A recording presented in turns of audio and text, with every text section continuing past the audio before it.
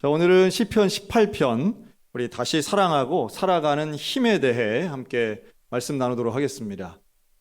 지금부터 정확히 50년 전 1973년 10월 15일 춘천 시민한테 좀 의미가 있는 날인데요. 이날 소양강댐이 준공이 됐습니다.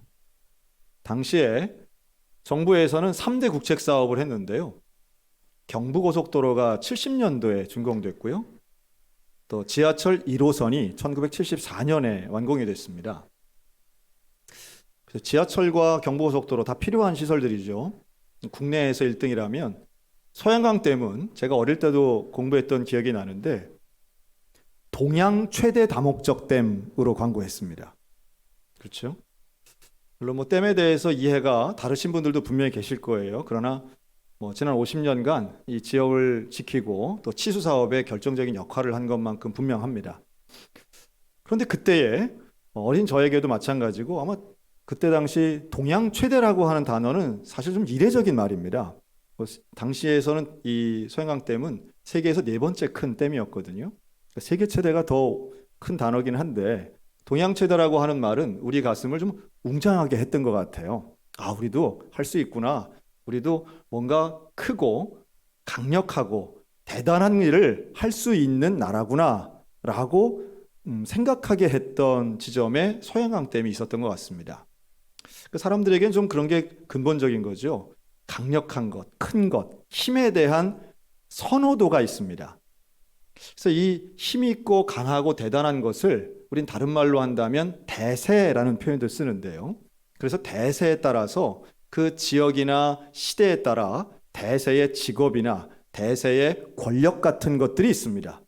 그 사람들은 그 힘을 따라 이동하기도 해요. 그래서 대세를 따라서 어디 서울로 간다든가, 대세를 따라서 남들 하는 부동산을 해서 돈을 번다든가, 대세를 따라서 코인 투자를 한다든가, 사람들이 생각하는 힘의 이동, 또 힘의 권력의 이동들에 대해서 관심들이 많은 거죠. 소위 말한 파워 시프트입니다. 그런데 우리 그리스도인들은 과연 그러한 대세를 따르는 인생인가 생각해 보면 꼭 그렇진 않죠. 우리는 대세가 아니라 진리를 따라가는 사람들인 줄로 믿습니다. 힘 자체가 악하다는 건 아니지만 그러나 힘에는 늘 위험도가 있습니다. 사람이 통제할 수 없는 힘, 가장 강력한 힘을 갖게 되면 인류 역사는 우리에게 분명한 교훈을 주는데요. 되게 큰 힘을 가진 사람들이 하는 일들은요, 남을 괴롭히거나 타락하는 일에 들어갑니다. 돈이든 권력이든 우리는 그것을 그냥 돈이라고 안 하고 경제력이라고 하죠. 명예라고 안 하고 권력이라고 말합니다. 우리는 힘에 대해서 늘 관심이 있습니다. 그걸 가지고 무엇을 할 것인가라는 거죠. 그리고 그 힘을 따라가기도 하고 부러워하기도 합니다. 성경에 보면 통제할 수 없는 가장 강력한 힘의 소유자가 삼손이었는데요. 이 삼손은 그 힘 때문에 결국은 몰락하고 말죠. 힘 때문에 교만하고 힘 때문에 다른 사람의 말 잘 듣지 않습니다. 힘 자체가 좋아 보이고 대단해 보이는 것도 사실이지만 힘은 사람을 위험하게 만들기도 합니다. 어떤 면에서는 지금 일어나고 있는 이스라엘 전쟁도 힘과 힘의 부딪힘이죠. 군사력을 가지고 서로 간에 부딪히는 것, 싸우는 것, 이것은 사람을 미워하면서 내게 힘이 있을 때 사실은 미운 상대를 억압하게 되고 복수가 복수를 낳는 악순환이 이어지게 됩니다. 한치 앞을 내다볼 수 없죠. 이스라엘은 선진국입니다. 이스라엘은 GNP도 상당히 높은 나라입니다. 이스라엘은 법으로 어떻게 정했냐면 자기의 집을 지을 때 집에 반드시 안전공간 방공호를 짓게 되어 있습니다. 벽의 두께는 20cm가 넘고요. 철로 만든 문은 10cm가 넘는 안전방, 영어로는 알파룸이라고 하는데 이런 걸 꼭 짓게 되어 있답니다. 지하에도 만들고 지상에도 만듭니다. 그곳에 들어가서 밖에서 열 수 없는 문이기 때문에 총을 쏴도 안전한데 그런데도 그런 집을 지어놓고도 100명 이상이 포로로 잡혀갔습니다. 민간인들이 끌려간 거죠. 피할 곳이 없습니다. 지금 가자 지구에는 대피령이 내려졌습니다. 110만 명 어디 갈 데 없습니다. 어디로 가면 살 수 있겠습니까? 하루하루가 죽음에 근접한 날이고 전쟁 앞에서 단 한순간도 안전한 순간이 없는 이분들은 지금 두려움에 떱니다. 그런데 거기만 그럴까요? 우크라이나도 여전히 전쟁 중이고요. 대지진이 일어난 아프가니스탄은 하루에도 수천 명씩 죽습니다. 그런 거 생각하면 인간이 아무리 힘이 있고 아무리 정보력이 있다 해도 이스라엘은 최고의 정보기관 모사드가 있는 곳인데 이러한 재래식 공격을 사전에 몰랐다는 거잖아요. 인간의 힘은 대단해 보일진 몰라도 인간의 힘은 불완전합니다. 인간의 힘은 언제나 위태위태합니다. 힘이 주어졌을 때는 과격하거나 타락하기 일쑤고요. 그 힘이 유지되지 않아서 언제나 인간은 불안할 수밖에 없습니다. 돈을 의지하는 인생, 돈 없어지는 게 한순간이라는 것 경험해 보신 분은 분명히 아실 겁니다. 인간의 명예라고 하는 건 정말 쌓아 올리긴 너무너무 힘들지만 무너져 내리는 건 한순간입니다. 우리가 뭔가를 의지한다, 뭔가를 기댄다 라고 할 때 힘 자체도 인간이 만들어내는 것들은 하나같이 불안할 수밖에 없어요. 근데 여기에 더해서 인간 스스로가 어리석은 존재이기 때문에 가지고 있는 힘도 유지하기도 어렵고 제대로 사용하기도 힘든 존재들입니다. 여러분, 이거 인정하고 깨닫는 것이 참된 지혜인 줄로 믿습니다. 지난 아시안게임 때 이야기 한번 해볼게요. 여러분, 지난 아시안게임 때 여러 가지의 상황들이 있었는데 우리 한국 사람들에게 상당히 인상적이었던 일이 10월 2일 날 있었습니다. 이날 롤러스케이트 3000m 남자 계주 결승전이 있었는데요. 이날 우리나라는 거의 대부분의 바퀴를 선두를 유지했습니다. 마지막 주자는 정철원이라는 선수였는데 이 마지막 바퀴에도 우리 한국 선수가 맨 앞에 위치했었습니다. 근데 마지막 결승점을 들어오는 순간 우리 한국 선수 정철원 선수가 두 손을 번쩍 들면서 우승 세레모니를 했습니다. 근데 그때 뒤따라오던 대만 선수가 이렇게 발을 내지르는 기술로 역전을 한 거예요. 사실은 그게 너무 순식간에 일어난 일이기 때문에 우리나라 선수는 우승을 한 줄 알았습니다. 그런데 사진 판독을 해보니 0.01초 차이로 대만 선수가 1등을 한 거예요. 이 선수의 이름은 황위린이라는 선수였습니다. 참 그 금메달 놓친 것도 좀 아쉽고 또 병역 혜택이 사라진 것도 사실은 아쉬운 일인데 그 마지막에 손을 번쩍 든 한국 선수는요, 큰 대역죄인 같은 분위기가 조성이 되어서 인터뷰를 할 때 죄송합니다만 연발하고 눈물을 터뜨렸습니다. 좀 안타깝더라고요. 아마도 그 지점에서 많은 사람들이 저거 봐라, 끝까지 최선을 다해야지, 뭐 이런 생각들 많이 했던 것 같습니다. 한편 대만 언론은 당시에 금메달을 딴 이 황위린 선수에게 집중했습니다. 이 황위린의 신문에 그의 인터뷰가 실렸는데요. 딱 한마디로 이렇게 얘기했더라고요. 나는 끝까지 싸웠다. 뭐 이런 거죠. 끝날 때까지 끝난 게 아니다. 뭐 이런 겁니다. 최선을 다했던 이 황희린 선수는 스포츠맨십 또 최선을 다하는 어떤 젊은이의 상징처럼 반짝 스타가 됐습니다. 그런데 그로부터 11일이 지난 후 10월 13일이 되었습니다. 바로 대만에서 롤러스케이트 대회가 열렸고요. 이 1000m 결승에 아시안게임 금메달리스트인 황위린 선수가 출전을 했습니다. 그리고 예상대로 그는 맨 선두에 서서 마지막 바퀴를 돌던 중 그는 결승점 직전 앞에서 마치 우리 한국 선수가 했던 것처럼 똑같이 손을 들고 세레모니를 했어요. 그랬더니 뒤쫓아오던 2등 선수 자오 쯔정이 발 내밀기 기술을 똑같이 구현하며 역전 우승을 했습니다. 여러분, 너무 재밌지 않습니까? 이게 10년의 차이가 아니라 열하루 11일의 차이를 두고 일어난 사건입니다. 불과 11일 전에는 2등으로 쫓아가던 황희린 선수는 끝까지 최선을 다해 역전 우승을 한 반면 금메달을 따고 11일 후에는 역전패의 주인공이 된 겁니다. 여러분, 인간은 이런 존재예요. 인간은 어느 순간엔 한없이 겸손하고 한없이 진지하다가도 어느 순간엔 하늘 높은 줄 모르고 교만하고 스스로를 나락으로 떨어뜨리는 존재입니다. 저는 20대 초중반의 이 젊은 운동선수들을 비난할 의도는 전혀 없습니다.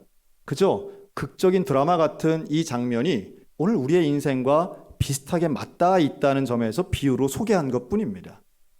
오늘 우리들의 삶은 어떻습니까? 조금 남분들보다 조금 더 많이 가지면 이게 마치 자기의 노력의 결과인 양 교만하기 일쑤고요.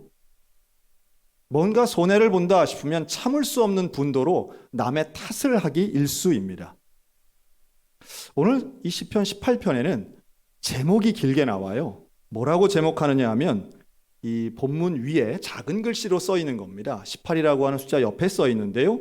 여호와의 종 다윗의 시, 인도자를 따라 부르는 노래. 여호와께서 다윗을 그 모든 원수들의 손에서와 사울의 손에서 건져주신 날에 다윗이 이 노래의 말로 여호와께 아뢰어 아뢰되라고 기록됐습니다. 이게 제목이에요. 좀 길죠? 정리하면 이렇습니다. 다윗이 만든 노래인데 다윗이 원수 또 사울의 손에서 구원받은 이후에 하나님을 찬양하는 노래로 지었다라고 하는 뜻이에요. 다윗은 일생을 살아오면서 젊은 날 큰 어려움을 당합니다. 일상적인 일들도 많았어요. 아버지에게는 인정받지 못했습니다. 선지자 앞에 나가서 기름 부음 받을 때에 아버지는 형들은 앞장세웠지만 막내인 다윗은 선지자에게 소개도 안 시킵니다. 아버지에게 무시당하는 거죠. 골리앗 쓰러뜨리고 일약 영웅이 되었지만 그는 결혼한 자기 장인에게는 가장 가까운 아버지 같은 자기 장인에게 살해 위협을 당한 사람이 다윗입니다. 또 매 전투마다 나가서 목숨 걸고 싸워서 충성을 했는데 자기가 주군으로 섬겼던 왕 사울에게 언제나 위협당하고 원수 취급받은 게 다윗입니다. 다윗의 일생은 자기가 가장 가까운 사람, 자기가 가장 좋아하고 존경하는 사람에게 인정받기보다는 오히려 원수처럼 몰림당하고 위협당했던 인생이었습니다. 속상했겠죠. 어떤 면에선 배신감 같은 것을 느꼈을 겁니다. 그런데 그때마다 다윗은 광야에 쫓겨나고 블레셋 땅에 혼자 들어가서 수치를 당하던 그 순간에도 다윗은 하나님을 바라본 줄로 믿습니다. 저는 이 순간이 사실은 다윗을 다윗되게 만들었다고 믿는데요. 인간이 자기의 능력이나 자기의 힘이 아니라 하나님의 힘을 의지하는 방법은 단 한 종류밖에 없는 것 같아요. 하나님께서 가장 좋은 것 주시고 가장 온전한 것 주실 때에 하나님이 쓰시는 방법이 있는데 그게 바로 고난입니다. 하나님은 모두를 사랑하시고 모두에게 좋은 것 주시기를 원하시는데요. 그 좋은 것이 하나님으로부터 왔고 그 온전한 힘이 하나님의 힘임을 알게 되는 통로는 고난밖에 없다는 말씀이에요. 고난을 경험한 사람, 그리고 그 고난 가운데에서도 이게 하나님을 의지하는 통로가 되도록 하는 그 순종의 믿음의 사람에게 하나님은 힘과 능력과 온전한 임재를 허락해 주십니다. 근데 사람이 어리석어서요. 이런 고난이 없으면 그걸 가지고 자기가 잘해서 고난이 없는 줄로 착각하든지 아니면 고난 가운데 있으면서도 아직 나는 건강해, 아직 내 돈 다 안 없어졌어 이러면서 고난을 하나님 만나는 통로로 만드는 대신 외면하거나 무시해서 자기가 자기 인생의 주인처럼 여전히 왕노릇하더라는 거예요. 여러분 그러면 어떻게 될까요? 그러면 결국 파멸밖에 없습니다. 타락의 끝은 파멸이고 교만의 끝은 패망인 거예요. 세상이 볼 때는 와 대단해, 저 사람 높은 자리에 올라갔어, 야 저 사람이 어떻게 저렇게 참 운도 좋지, 저 사람 투자하는 것마다 대박이나 사람들이 부러워할지는 모르지만 그에게는 이미 하나님의 영이 떠난 상태라고 하는 것입니다. 그 대표적인 인물이 바로 사울 왕이었죠. 광야로 쫓겨난 다윗은 힘들고 외로웠지만 하나님을 찾은 대신 그를 쫓는 왕이고 임금인 사울은 다 가진 것 같았지만 이미 그에게는 하나님의 영이 떠난 이후였습니다. 여러분 누구의 삶이 온전한 것입니까? 누구의 삶이 진정한 승리자의 모습입니까? 다윗은 놀랍게도 어렵고 힘들고 몰릴 때에도 하나님의 원칙과 말씀을 지킵니다. 사울을 죽일 수 있었음에도 불구하고 죽이지 않아요. 그러면서도 하나님 편에 서고 하나님만 바라봅니다. 저는 저와 여러분이 우리의 관점이 좀 바뀌었으면 좋겠습니다. 우리의 관점이 나에게서 여호와께로 시선이 바뀌었으면 좋겠습니다. 문제에서 여호와께로 내 눈이 달라졌으면 좋겠습니다. 시선과 관점이 달라지면 나의 태도가 달라지게 되어 있습니다. 내가 아닌 여호와를 바라보면 우리 가운데 놀라운 소망이 생기게 될 줄로 믿으시기 바랍니다. 이 다윗이 관점이 달라지자 여호와의 이름을 새롭게 불러요. 다윗이 경험한 여호와, 다윗이 경험한 하나님을 이렇게 부릅니다. 여호와는 나의 반석이시요 나의 요새시요 나를 건지시는 이시요 나의 하나님이시요 내가 그 안에 피할 나의 바위시요 나의 방패시요 나의 구원의 뿌리시요 나의 산성이시로다. 아멘. 다윗은 여호와 하나님을 자기가 경험한 대로 내가 피할 곳, 나의 요새, 나의 산성, 나의 힘으로 표현하고 있습니다. 그가 광야에 있을 때도 하나님은 그를 지키셨고, 그가 외로울 때도, 억울할 때도, 배신당했을 때에도, 그가 가진 것이 아무것도 없을 때에도 여호와 하나님은 다윗을 지켜주신 줄로 믿습니다. 전쟁에 한창인 저 가자지구 백성들 어디로 갈까요? 갈 데가 없습니다. 안전한 데가 없어요. 피난할 수가 없어요. 여러분, 갈 데가 없다는 것, 피할 곳이 없다는 건 인간으로서 얼마나 비참한지 몰라요.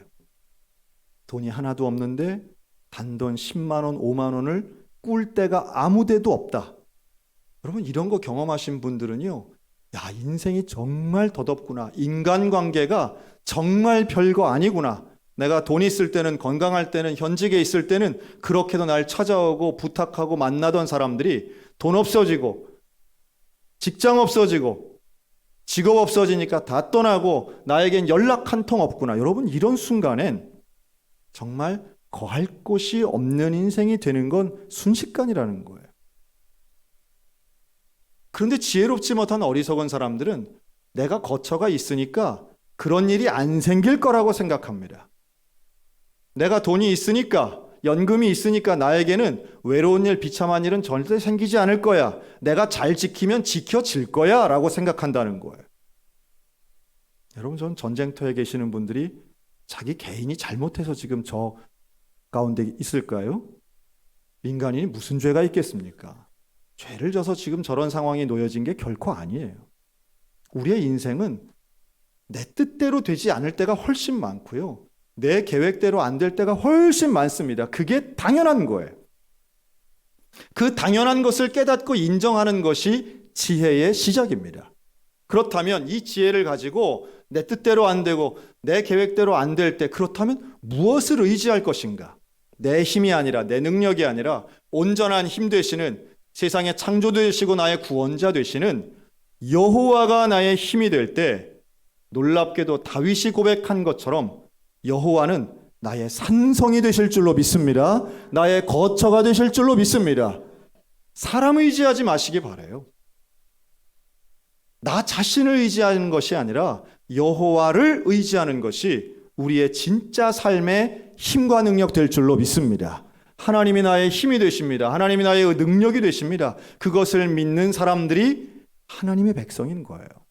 하나님은 주의 백성들을 책임져 주실 줄로 믿습니다. 다윗에게 그 믿음이 있었어요. 그리고 그 믿음을 가지고 놀랍게도 하나님을 찬양합니다.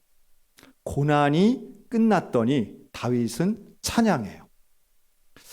사람들이 또 어리석을 때가, 고난의 때는 하나님을 막 찾다가도요, 고난이 끝나면 언제 그랬냐는 듯이 자기 주도적인 인생을 막 살아가는 거거든요.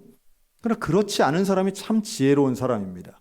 고난이 끝나도, 어려움이 끝나도 하나님의 은혜로 이 고난이 지나갔어도 하나님을 붙잡는 사람이 참된 지혜의 사람입니다. 어리석은 사람은 고난의 끝을 우연으로 생각하고 자기가 견뎌서 극복했다고 착각합니다. 그러나 인생의 고난은 그렇게 극복되는 게 아니라 하나님의 은혜로 지나가고 하나님의 은혜로 또 다른 고난이 찾아오게 되는 줄로 믿습니다. 그 고난 앞에 견딜 때도 있지만, 넘어갈 때도 있지만, 피할 길도 물론 있지만, 하나님과 동행하면 어떤 고난의 상황에서도 그것이 우리가 거할 놀라운 안식처가 될 수도 있고 기쁨의 자리와 시간이 될 수 있다는 말씀이에요. 그래서 다윗은 광야에서도 찬양하고 왕궁에서도 찬양했던 것입니다. 여러분, 찬양을 영어로 뭐라고 하는지 아세요? 영어로 뭐 월십, 프레이즈 이런 단어도 쓰지만요, 노래로 하는 찬양을 HYMN, 힘이라고 합니다. 이게 우연인데요, 한국의 힘과 발음이 똑같아요. 여러분, 하나님을 찬양하는 것이 저와 여러분에게는 힘이 되는 줄로 믿습니다. 찬양할 때 힘이 나는 거예요. 찬양할 때 여호와의 힘을 경험하는 거예요. 우리가 찬양할 때 내 마음을 아시는, 내 삶의 주인 되시는 하나님을 극적으로 만날 수 있습니다. 그 하나님을 만날 때 우리는 내 인생의 주인이 내가 아니라 여호와 하나님이시구나. 그 마음을 가지고 우리는 이웃도 사랑할 수 있고 하나님을 사랑할 수 있고 내 삶의 고난의 자리에서도 감사하며 온전히 거룩하게 살아갈 수 있는 줄로 확신합니다. 그러니 찬양하며 하나님 사랑하는 사람에게는요, 날마다의 삶이 기적인 것입니다. 하나님과 함께하는 삶은 기적인 거예요. 그곳이 고난의 자리라 할지라도 하나님과 함께하면 감사와 기쁨이 넘치기 때문입니다. 여러분, 오늘 앉으신 자리에 보면 이름이 붙어 있습니다. 그렇죠? 우리가 지난 한 주간 특별 새벽 기도회를 하면서 장의자에 다 명단을 붙였어요. 그래서 새벽마다 우리가 기도했습니다. 보시면 아는 사람이에요? 모르는 사람이에요? 대부분 모르는 사람이실 거예요. 그런데 누군가에게는 이 이름은 1년, 10년 혹은 수십 년 동안 기도한 기도의 제목입니다. 여기에는 가족, 자녀, 배우자가 있습니다. 친구, 동창, 동료, 이웃이 있습니다. 하나님께서 누구를 전도할 것인가 라고 고민할 때 떠오르게 해주신 이름들이에요. 여러분, 이 이름을 가지고 기도해 주시기 바랍니다. 왜요? 오늘 여러분이 그 앞에 앉아 있으니까요. 여러분, 이걸 우연이 아니라 하나님의 섭리라고 생각하신다면, 내가 늘 앉던 자리 비슷하게 앉긴 했는데 이 이름이 있네? 그러면 잠깐 기도할 수 있잖아요. 그러면 저에게는 그런 기적에 대한 기대감이 있는데, 이 이름 붙어있는 이분에게 가족이 권면하겠죠. 우리 같이 예배드리러 가자. 근데 이 사람이 직장에 갔는데 직장 동료가 그러는 거예요. 우리 교회 전도주의를 하는데 시간 되면 오면 좋겠어. 그리고 엘리베이터를 타고 집으로 올라가는데 옆집에 살던 생전 말 한 번 안 걸던 옆집 아주머니가 우리 교회 전도주의를 하는데 한번 가지 않겠어? 여러분, 이러한 우연이 몇 개가 겹쳐지면요, 사람들은 대부분 그것을 특별하게 받아들입니다. 같은 말이 반복되거나 같은 상황이 연속되면 사람이라면 누구나 그것을 특별하게 생각하고 해석하곤 합니다. 저는 그런 분이 분명히 있을 줄로 믿습니다. 우리가 기도하고 전도 특공대도 전도하지만 우리의 마음과 전심을 다해서 그렇게 전도하면 인생이 뜻대로 되지 않고 어려움의 고난 가운데 있으면서 하나님을 찾고 있는 영혼, 추수할 만한 영혼 분명히 하나님께서 인도해 주실 텐데, 그 인도해 주시는 영혼 앞에 저와 여러분이 함께 찬양하며 사랑으로 나아갈 때에 영혼 추수의 기적이 일어나게 될 줄로 믿습니다. 그 기적의 순간 하나님이 기뻐하시고 우리의 삶은 그때 비로소 참된 능력과 힘을 경험하게 되는 거죠. 여러분, 영혼 구원이야말로 하나님이 원하시는 가장 큰 기적이고 하나님의 능력이 가장 발휘되는 순간이라고 저는 믿습니다. 오늘도 나의 힘과 나의 능력이 아니라 하나님의 힘, 나의 힘이 되신 여호와여, 내가 주를 사랑합니다 라는 고백 가지고 내 인생의 고난 앞에 담대히 나아가고 나의 요새고 나의 산성이고 나의 피할 곳 되시는 그 주님과 함께 평생을 동행하며 다시 이웃을 사랑하고 온전히 살아가는 저와 여러분들 다 되시기를 주님의 이름으로 축원합니다.